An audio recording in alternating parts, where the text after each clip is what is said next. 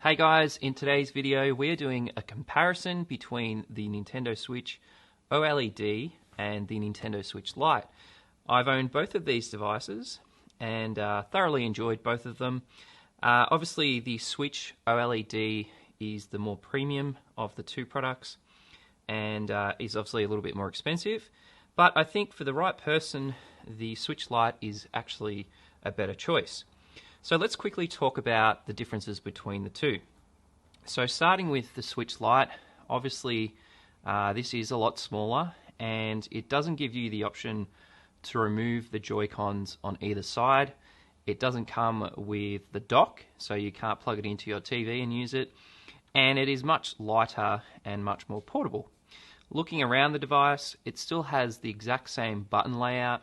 We have the joystick, the D-pad, the screenshot button. We have the 4 buttons on this side, the plus and the minus on the other side, and then we have the home button. We have the 2 bumpers on either side. We have the headphone jack and the game slot, and on the bottom we have the USB Type-C, and over here is the option to add a micro SD card slot. This will take basically any micro SD card slot, which means you can add a lot more storage to your device, which is really, really handy. And we also have the volume rocker and power button on this side as well. So the actual Switch Lite is very, very light. You don't get any kind of fatigue when you use this. You can play for hours at a time, and it's just a very, very comfortable device to use.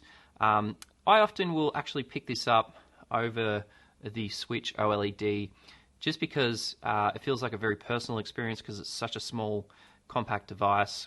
If you ever use any of the older Nintendo devices, I think you feel right at home with the Switch Lite.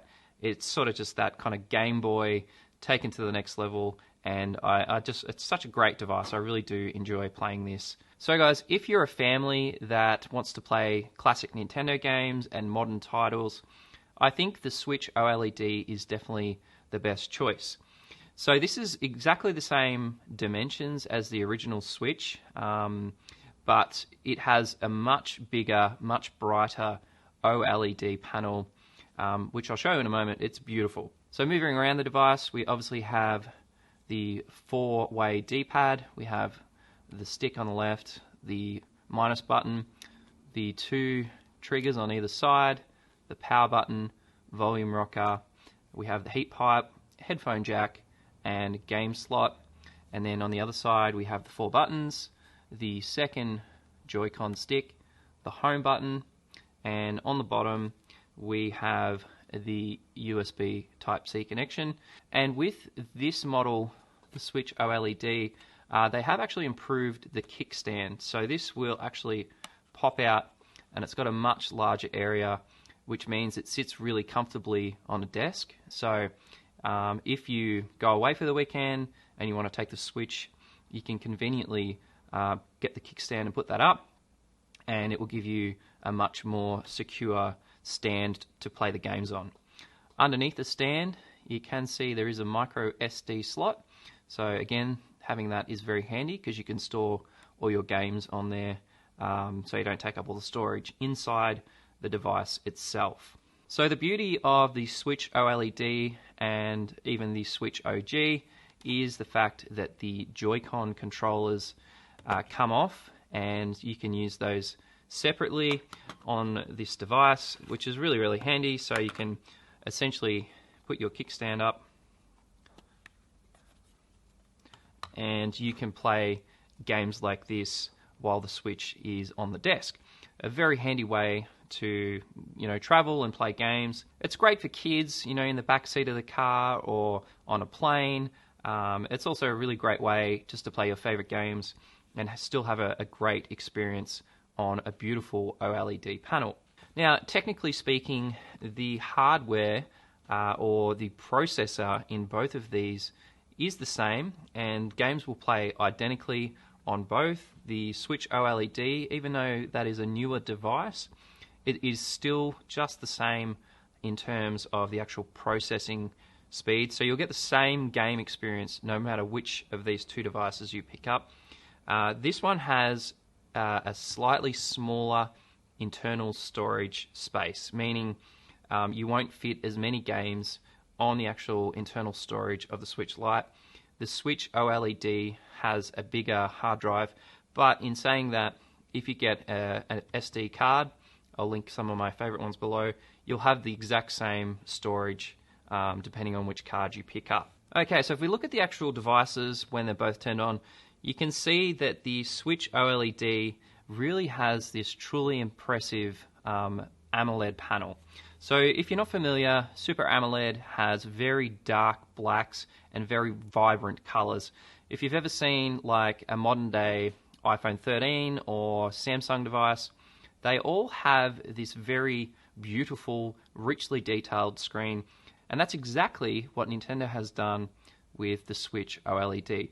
The panel on this is truly, it's amazing. Like, games on here look absolutely beautiful. They've done a really, really good job of it.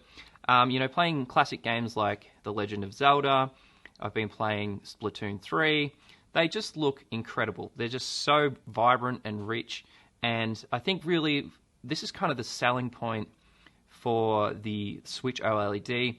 You really, when you kind of go back to the Switch Lite, although games look exactly the same, they're just not vibrant and rich like they are on the Switch OLED. Again, I feel like if you're a single person or you travel a lot, or maybe you just want to get a device for your child as a gift, the Switch Lite is a very, very good choice. It will do everything you need it to do. It'll be supported for a number of years to come. You can get all the modern titles on here. You can play online. It's got Bluetooth support. It does everything that you would possibly want a Nintendo device to do. I think really the Switch OLED is kind of the more premium device that allows you to plug in and dock it so that you can take the Joy-Cons off and you can connect Switch controllers, Pro controllers, and, you know, have people over and play 4-player games and really get that, you know, family experience that you just simply can't get with the Switch Lite. So guys, after using both devices daily, which one would I recommend?